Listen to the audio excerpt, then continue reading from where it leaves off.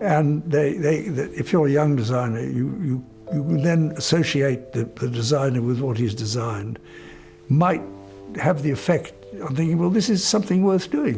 You know, here's a chap who is a designer, who's been recognized in public, is lionized, is a huge success. A sealed envelope sat hidden in the royal vault for years, and when they finally opened it, Catherine collapsed. Prince Philip's last words were so shocking, so devastating, that the palace went into complete lockdown. What he revealed about Camilla has changed everything. The Duke of Edinburgh knew something we didn't, and what he left behind could destroy the monarchy. This is the truth they never wanted you to know. Where each of these environments were built on valuing time and tenderness, just as much as productivity and success. As business leaders, you'll face the daily challenge of finding the balance between profitability and having a positive impact. The Royal Archives have long been a place of carefully guarded secrets, where documents of significant historical and personal importance rest under lock and key. Among these records, one particular envelope remained untouched for years, bearing Prince Philip's distinctive seal and a handwritten instruction that few were ever meant to see. The note was simple but direct: to be opened upon my passing in presence of the keeper and one blood heir. Most members of the inner court had no idea such a document even existed, and those who did could never have predicted the storm it would unleash. What started as a routine review of estate documents quickly transformed into something far more significant. The moment the seal was broken and the contents revealed, the atmosphere in the room changed completely. According to those present during the unsealing, there was a profound silence as the weight of what they were reading became clear. This was not just another piece of administrative paperwork or a sentimental note tucked away for posterity. It was a carefully considered declaration that carried enormous implications for the future of the monarchy. Prince Philip had made a decision that shocked even the most seasoned royal observers.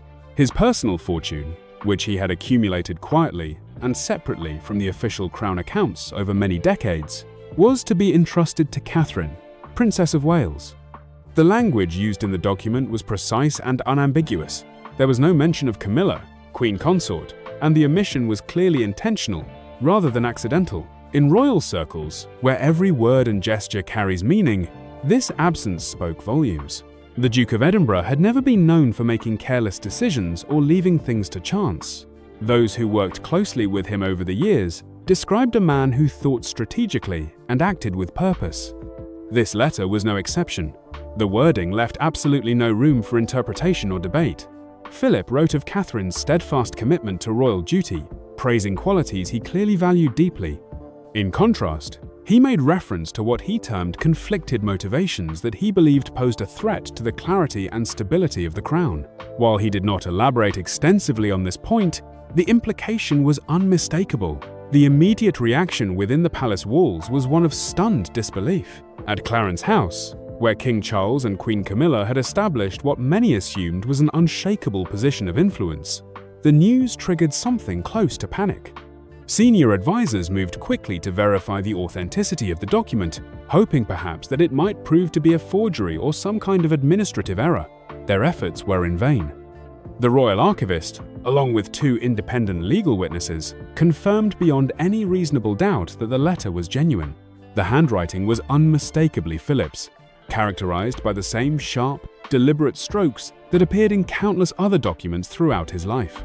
Behind closed doors, urgent discussions began about how to handle the situation. Some senior courtiers quietly explored whether the letter could be suppressed or at least kept out of wider circulation. There were whispered conversations about filing it away discreetly, treating it as a private family matter rather than something with official standing. However, these attempts to contain the situation were blocked by an unusual intervention from the keeper of the Privy Seal, who insisted that Prince Philip's final directive must be properly honored and formally logged according to protocol. One palace official, speaking on condition of anonymity, later described the letter as a political earthquake disguised in royal formality. Just when it seemed the revelations could not become more extraordinary, another layer of the story emerged. Evidence suggests that Queen Elizabeth herself knew about the letter before her husband's death. According to diary entries kept by one of her former ladies-in-waiting, The late Queen had been shown the sealed document several weeks before Philip passed away. She read it carefully, and her reaction was deeply emotional. The diary entries indicate that she wept after reading the contents, but made a deliberate choice to say nothing about it publicly or even to most members of her immediate family. The question of why Queen Elizabeth chose to remain silent has been the subject of much speculation. Some believe she was simply respecting her husband's wishes, allowing him to have the final word on a matter he clearly felt strongly about. Others suggest she may have feared that revealing the letter's existence during her lifetime would create dangerous divisions within the family at a time when unity was essential. Whatever her reasoning, she kept the truth buried, perhaps hoping it would remain that way indefinitely. Instead, the revelation has now emerged at a moment when the royal family is already navigating significant challenges and transitions. Understanding why Prince Philip would take such a definitive and potentially divisive stand requires looking back at what he witnessed during his final years. The Duke was not someone who acted on impulse or allowed personal feelings to cloud his judgment about institutional matters. He had spent more than 7 decades as a member of the royal family, watching it evolve and adapt to changing times. He understood better than most how fragile the monarchy's position could be, despite its long history and deep traditions. In those last years of his life, Philip observed something that troubled him deeply. The royal family was developing what he saw as 2 competing visions for its future. On one side stood William and Catherine, representing a more traditional approach centered on restraint, consistency, and a clear sense of duty.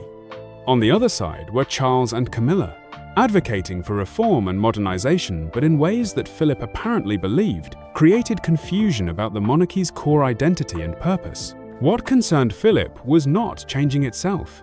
He had, after all, been part of countless changes and adaptations throughout his long service.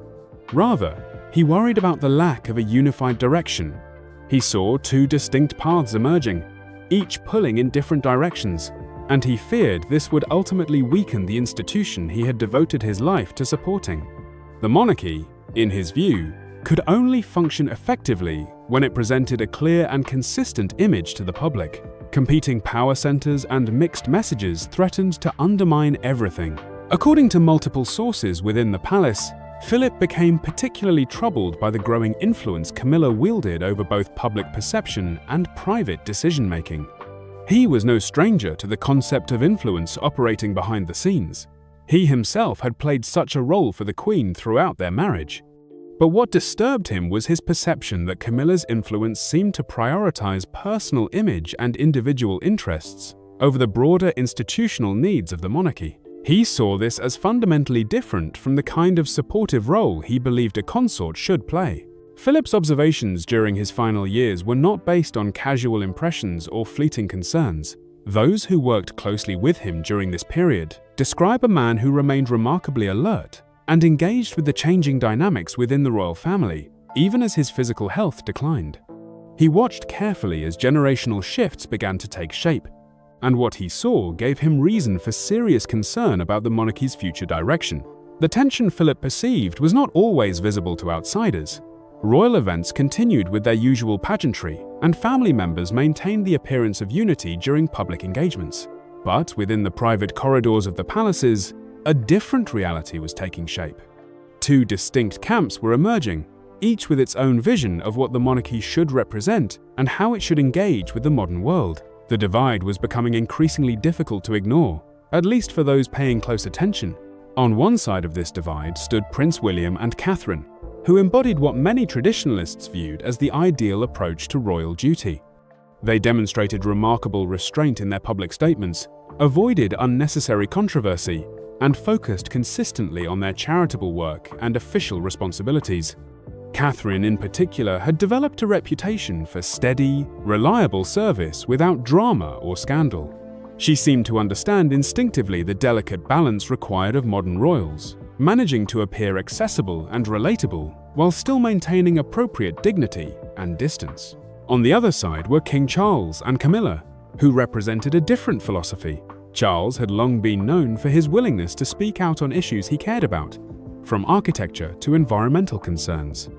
This approach had sometimes generated controversy, with critics arguing that royals should remain politically neutral. Camilla, meanwhile, had worked hard to reshape her public image after the difficult years surrounding her relationship with Charles. However, her efforts to establish herself as a legitimate and valued member of the royal family met with mixed results, particularly among those who remembered the circumstances of Charles and Diana's marriage breakdown. Philip recognized the inherent danger in this situation. He had seen enough of history to know that divided royal families often faced serious threats to their stability and public support. In confidential conversations with trusted advisors, he expressed fears that were not so much about the specific personalities involved, but about the structural problem they represented. Two competing centers of influence, each with different priorities and approaches, created confusion about what the monarchy actually stood for. In an institution that relied heavily on symbolism and public perception, such confusion could prove fatal. Several insiders have reported that Philip became especially concerned about the extent of Camilla's influence over palace operations and decision-making. He had spent 7 decades understanding how power and influence operated within the royal household, and he knew that informal influence could sometimes matter more than official titles. What troubled him was not simply that Camilla had influence, but rather how that influence seemed to be exercised. According to these accounts, Philip believed her priorities centered too much on personal positioning and public relations, rather than on the institutional health of the monarchy itself. In one documented conversation with a senior courtier, Philip reportedly offered a warning that would prove prophetic. He stated that allowing parallel lines of power to develop within the monarchy would inevitably lead to a loss of focus and clarity. The crown, he argued, needed a clear center of gravity. When multiple people pulled in different directions, each with their own agendas and priorities, the institution itself became weakened and vulnerable. His concern was fundamentally about preservation rather than personal preference. At the same time, Philip's respect and admiration for Catherine had been growing steadily over the years since she married William. He saw in her many of the qualities he believed were essential for someone in her position. She demonstrated an ability to endure intense public scrutiny without creating scandal or controversy. She projected stability rather than seeking attention. She seemed to grasp that being a successful royal often meant knowing when to step back rather than forward. To Philip, Catherine represented something the monarchy desperately needed during a time of transition and uncertainty. While others engaged in what he viewed as image battles and public relations exercises, she maintained a consistent approach focused on duty and service. Her relative stillness, her refusal to seek the spotlight unnecessarily, struck him as a form of strength rather than passivity. According to a footman who served during Philip's final year at Windsor, the Duke once referred to Catherine as the monarchy's spine, adding that most people had not yet recognized this quality in her. Philip's concerns extended well beyond matters of personality or interpersonal dynamics. He worried deeply about the structural vulnerabilities facing the institution as Charles prepared to ascend to the throne. Public opinion polling consistently showed that while Charles himself had regained much of the respect he lost during the Diana years, questions remained about Camilla's role and acceptance. Philip feared that unresolved skepticism about the Queen Consort could create instability at precisely the moment when the monarchy needed to project confidence and continuity. These were not idle worries for someone like Philip. He had lived through enormous historical changes and had witnessed the collapse of numerous European monarchies during the 20th century.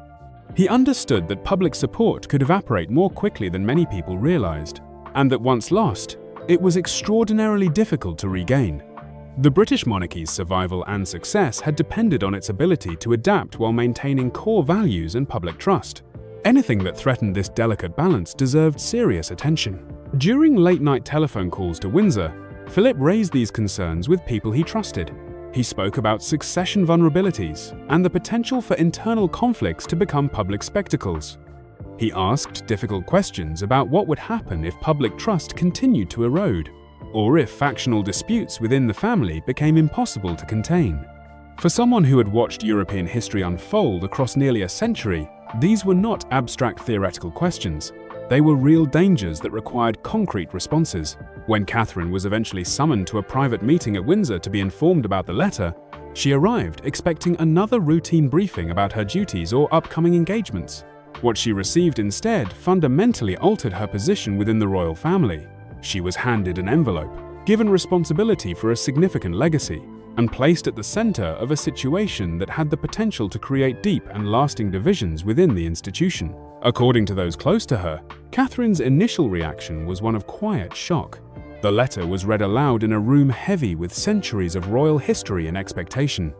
The seal had already been broken by the appropriate authorities.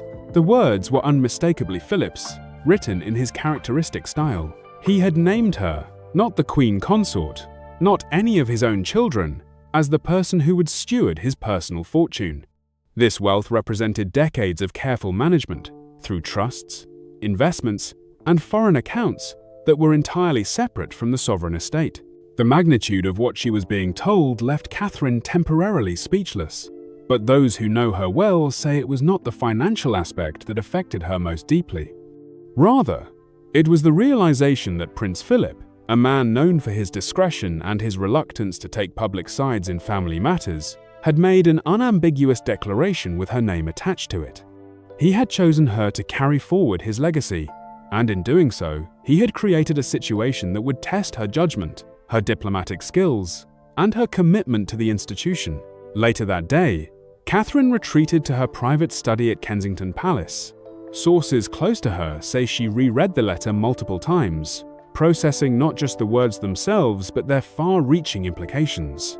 Her inner circle, people who had learned over the years to interpret her silences and understand her thinking, described her as deeply affected but not paralyzed by uncertainty. She understood immediately that acting on Philip's wishes would mean defying Camilla and potentially placing herself in direct opposition to King Charles himself. Yet, ignoring the directive would mean betraying the trust of a man who had, in his final written act, chosen her specifically to carry his legacy forward. This was far more than a simple inheritance matter. It was a summons to take a stand, to make choices that would define her role within the family for years to come. Catherine had always preferred to work quietly, avoiding confrontation and controversy whenever possible. But this situation offered no easy path toward maintaining that approach. Whatever she decided would send powerful signals throughout the palace and beyond. Prince William's reaction to the situation was considerably more turbulent than his wife's measured response. Suddenly, finding himself caught between a father who had only recently claimed the throne and a wife thrust into an impossible position, William reportedly struggled with conflicting loyalties and responsibilities. Palace aides described him as growing increasingly tense and uncharacteristically short-tempered during this period. He was heard pacing through Windsor's East Gallery, muttering words that suggested frustration with his grandfather's timing and methods. One aide recalled him saying that Philip knew exactly what this would do, suggesting William understood his grandfather had deliberately created this situation rather than stumbling into it accidentally. In a family that had always measured loyalty through subtle gestures and unspoken understandings, rather than open declarations, the letter represented something unprecedented. It was a public statement of allegiance disguised as a private document, and its effects rippled through the carefully maintained networks of influence and authority that governed palace life. Catherine, recognizing that she needed advice from someone who understood both the family dynamics and the institutional requirements, turned to Princess Anne. The Princess Royal had earned a reputation over decades as someone deeply committed to duty, fiercely protective of the monarchy's integrity, and unwilling to engage in the kind of image management that consumed so much energy from other family members. Rumors circulated that the two women met privately in the gardens at Sandringham, away from the usual palace staff and security presence that made truly confidential conversations difficult. According to these reports, Anne offered Catherine advice that would prove crucial in shaping her response. She allegedly told her to honor Philip's wishes, but to do so in her own way, using her own judgment about timing and methods. This guidance seems to have provided Catherine with the framework she needed to navigate an extraordinarily difficult situation. Anne's counsel carried particular weight because of her unique position as Philip's daughter, and as someone who had demonstrated throughout her life an ability to serve the monarchy without becoming entangled in unnecessary drama or controversy. What followed these private consultations was revealing in its simplicity. Catherine did not issue any public statements about the letter or the inheritance. She did not grant interviews or brief journalists about her intentions, but what she did sent an unmistakable message to everyone paying attention. She cut all direct communication with Camilla, Not a single word, message, or even acknowledging glance passed between them. For a family so dependent on carefully choreographed interactions and unspoken diplomatic protocols, this represented a rebuke far louder than any public statement could have been. As days turned into weeks, experienced palace observers began noticing other subtle but significant changes. Catherine's influence within the royal household appeared to be expanding in ways that went beyond her official role. Important briefings that would normally have been routed through established channels began coming directly through her private secretary. Updates about royal patronages and charitable initiatives were addressed to her first, rather than following traditional hierarchies. Invitations to certain high-level engagements began specifying her attendance as essential rather than simply expected. The balance of power was shifting, but not through dramatic confrontations or public declarations. Instead, it moved quietly and deliberately, like water, finding new channels. Those who understood how the palace actually functioned recognized these changes as highly significant, even if they remained largely invisible to outside observers. While Catherine carefully considered her next steps and began implementing her strategy, Camilla was neither passive nor accepting of the situation. The Queen Consort had worked for decades to establish her legitimacy and authority within the royal family, overcoming enormous obstacles and persistent public skepticism.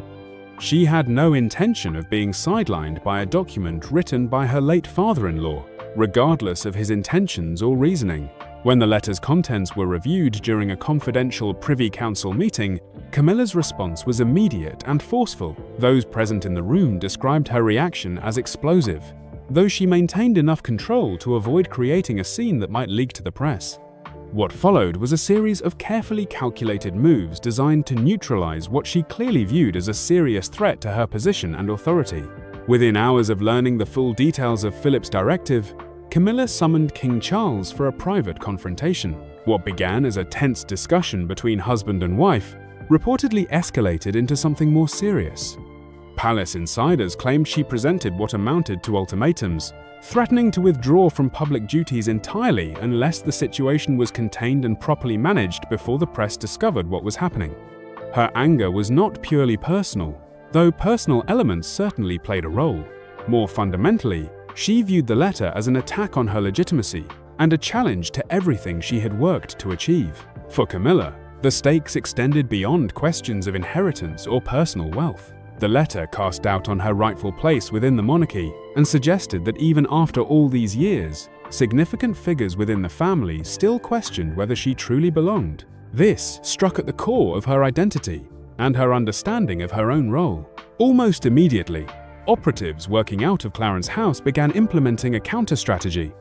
Carefully worded statements were drafted suggesting that the document reflected personal sentiments rather than binding legal directives. Selected journalists known to be sympathetic to Camilla received briefings hinting that Prince Philip had written numerous private notes during his final months, and that this particular letter might simply represent one man's thoughts rather than any kind of official instruction that required action.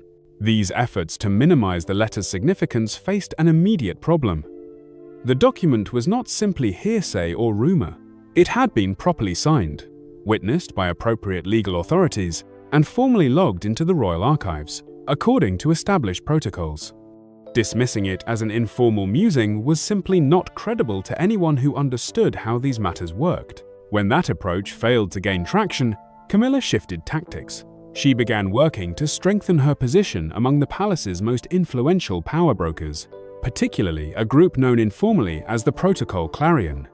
This advisory circle specialized in constitutional precedence and ceremonial authority, and their support carried considerable weight in palace disputes. The group convened for a private strategy session at Highgrove, where Camilla reportedly demanded a comprehensive audit of all royal patronages and initiatives where Catherine held significant influence. The objective was clear: identify areas where adjustments could be made to recalibrate power dynamics and reassert control over key institutional functions. Soon after these strategy sessions concluded, subtle but deliberate changes began appearing in how certain royal responsibilities were allocated and managed. Two charitable organizations that had long been associated with Prince Philip's legacy were quietly redirected to fall under Camilla's direct oversight. An educational initiative that Catherine had been actively developing was suddenly placed under review for what officials described as structural assessment. These moves, while presented as routine administrative adjustments, carried unmistakable political significance for those familiar with how the palace operated. Then came what many observers considered Camilla's most audacious maneuver. She began laying groundwork to bring her son, Tom Parker Bowles, into a more formal palace role. The position was framed publicly as part of an effort to modernize royal outreach and expand the family's connection with younger audiences. However, the timing and circumstances made the real motivation obvious to palace insiders. This was a direct signal that Camilla had no intention of allowing Philip's legacy to bypass her own family without mounting a serious challenge. The pressure extended beyond organizational charts and patronage assignments. Reports emerged suggesting that the keeper of the archives, the very official who had authorized the release of Philip's letter in the first place, was being subjected to quiet but unmistakable pressure from Camilla's office. According to one source, a phone call from someone in her inner circle raised concerns about security breaches and internal loyalty within the archives department. The language used was carefully chosen but widely interpreted as a warning. The keeper, who had served loyally under both Queen Elizabeth and Prince Philip for many years, refused to bend to this pressure. Nevertheless, the message had been delivered and received. Yet even as Camilla worked to consolidate her position and push back against what she viewed as an illegitimate challenge to her authority, another faction within the palace was quietly organizing around the woman Philip had chosen. This group, which insiders began referring to as the Inner Four, emerged not through formal coordination, but through a natural convergence of shared concerns and loyalties. Their purpose was straightforward: protect Catherine, honor Philip's final directive, and ensure that the monarchy's future did not rest exclusively in Camilla's hands. The composition of this group reflected both institutional knowledge and personal commitment. Princess Anne brought her steadfast dedication to duty and her deep understanding of what her father had valued most. Sophie, Duchess of Edinburgh, contributed her reputation for quiet diplomacy and her ability to navigate conflicts without creating additional drama. Sir Clive Alderton, the King's private secretary, participated despite the inherent awkwardness of his position, driven by long-standing unease about Camilla's growing influence over palace operations. Lord Fellows, whose legal expertise and intimate knowledge of royal protocols made him invaluable, completed the circle. Their first meeting took place at Sandringham, arranged through Anne's personal network to avoid drawing attention. The gathering was brief but focused, with the legacy directive serving as the central topic of discussion. According to a household staffer who later discovered notes from the meeting, the tone was urgent and the mood defiant. One phrase that appeared in these recovered materials captured the group's mindset perfectly. "This is not rebellion, this is preservation." Lord Fellows immediately raised important questions about the legal structure of Philip's estate. If his private wealth was to be transferred to Catherine's stewardship, proper legal frameworks needed to be established to ensure the transition could not be challenged or reversed. Sir Clive confirmed that before his death, Philip had indeed begun restructuring certain holdings, investments, and offshore trusts specifically to keep them separate from Crown assets. This had not been an emotional decision made in haste. It represented methodical planning executed with clear purpose. The discussion then turned to a document that few had even known existed, a secondary codicil buried deep within the estate paperwork. This document used language that had never appeared in any previous royal directive, specifically referencing the appointment of an unshakable moral steward for certain aspects of Philip's legacy. The Inner Four interpreted this phrase as a coded but deliberate endorsement of Catherine, not merely for managing inherited wealth, but for something broader and more significant. It represented a symbolic passing of responsibility, a safeguard meant to protect the monarchy's moral continuity during a period of uncertainty and transition. Speculation within the group intensified when Princess Anne reportedly revealed that she had personally delivered Philip's original letter to Catherine. If true, this admission reframed the entire situation. It meant Anne had been aware of her father's plans well before his death. It suggested the arrangement was older, more carefully considered, and more thoroughly planned than anyone had initially realized. It also meant Anne's role had never been passive. She had served as the executor of her father's final wishes, ensuring that his directive reached its intended recipient at the appropriate moment. Meanwhile, another power center within the palace had become aware of the Inner Four's activities. This group, sometimes called the Clarion Ring, consisted primarily of Camilla-aligned loyalists and traditionalists who had been serving the royal family for decades. They began monitoring the meetings and communications of Anne's group, trying to understand their strategy and anticipate their next moves. The palace, already under strain from external pressures and public scrutiny, increasingly resembled a chessboard where multiple players maneuvered for advantage while trying to maintain an appearance of unity. The Queen Consort's team moved to intercept communications between members of the Inner Four, hoping to gain intelligence about their plans. In response, Anne's group became even more cautious and discreet.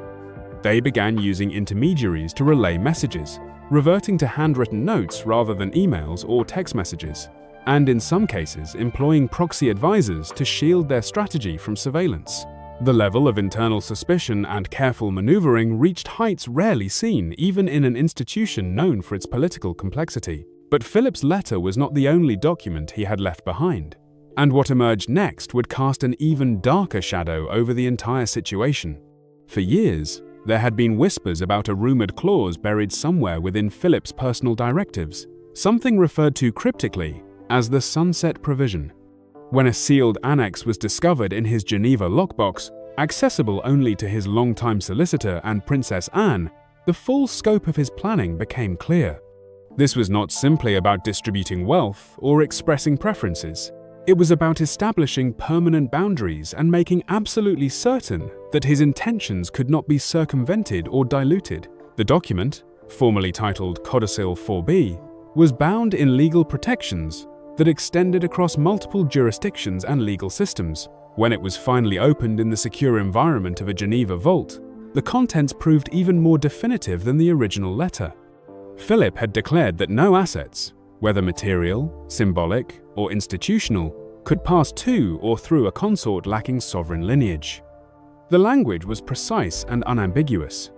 In effect, it excluded Camilla and any of her descendants or dependents entirely from any claim to his personal fortune or to any institutional structures bearing his name. This represented a complete and deliberate severance, executed with legal precision that made challenges virtually impossible. Philip had framed the provision not as a personal attack but as an act of constitutional preservation, designed to protect what he called the institutional equity of the monarchy from being misdirected toward parties not bound by royal succession. Yet despite this formal language, nobody within the palace doubted the personal dimension of his decision. Camilla had been written out of his legacy, formally, legally, and irrevocably. The reaction was swift and severe. Charles's legal advisory team found themselves in crisis mode, desperately searching for any possible challenge to the codicil's validity. What they discovered only made the situation worse. Because the document had been notarized in Switzerland, United Kingdom estate law had no jurisdiction to contest its provisions. There would be no quiet amendments, no behind-the-scenes negotiations to soften its impact. Even more troubling was the reversion clause embedded in the document. Any attempt to circumvent Philip's instructions would trigger an automatic transfer of the entire estate to an external trust, whose identity remained undisclosed.